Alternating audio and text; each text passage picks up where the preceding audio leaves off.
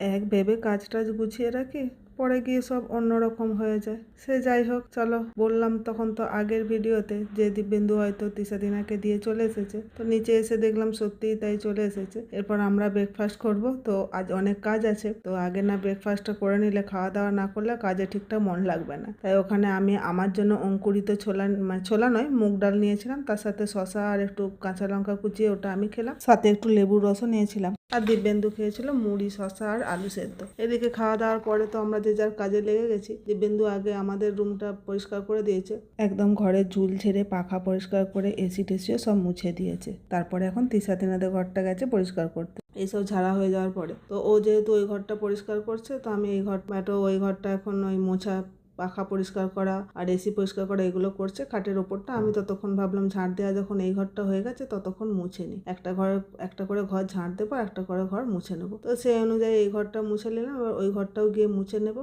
এদিকে আমার সব কাজ কমপ্লিট হয়ে গেছে, মানে ঘর পরিষ্কার করা মোছাও হয়ে গেছে, এদিকে স্নান পুজোও হয়ে গেছে, তিশাদিনাও ক্যারাটে ক্লাস থেকে চলে এসেছে। তো এরপর রান্না করব আজকে একটু ইয়ে করব, ওটা কি বলে, আম পোড়া চিকেন করব। তো তাই জন্য আম 3টে পুড়িয়ে নিয়েছিলাম, তবে 3টে আম দিয়ে তো আর চিকেনটা হবে না, তাহলে তো আর খাওয়াই যাবে না। কিছুটা আম পোড়া শরবতও করে রাখবো আর অল্প একটুকু নেব।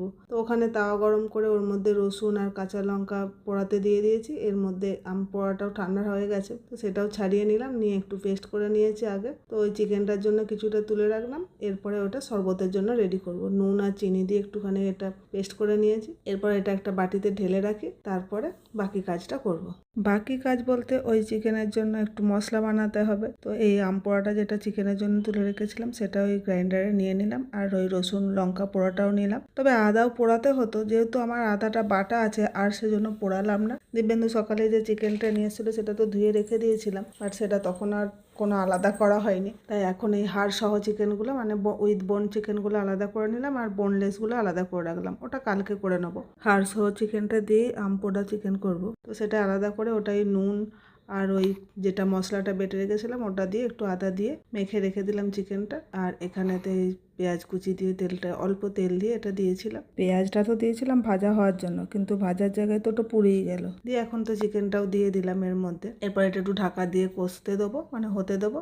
ততক্ষণ আমি একটুখানি কাজু বাদাম বেটে নেব। শুরুতেই বললাম যে একরকম ভেবে কাজ শুরু করি, অন্যরকম হয়ে যায়। কারণ আমি কালকে রাতে রান্না করে রেখেছিলাম একটু করলা ভাজা, একটু আলু পটলের তরকারি। কারণ আমি ভেবেছিলাম আমি আজকে দক্ষিণেশ্বর যাব, একটু পুজো দেবো আর ওখানে প্রসাদ গ্রহণ করে আসবো। তো সেই কারণে আর ওদের জন্য রান্নাটা করেছিলাম, কারণ তিশাদিনা কেউ যাবে না বলছিল, আর তিশাদিনাদের একটু ক্লাসও ছিল, সেই কারণে।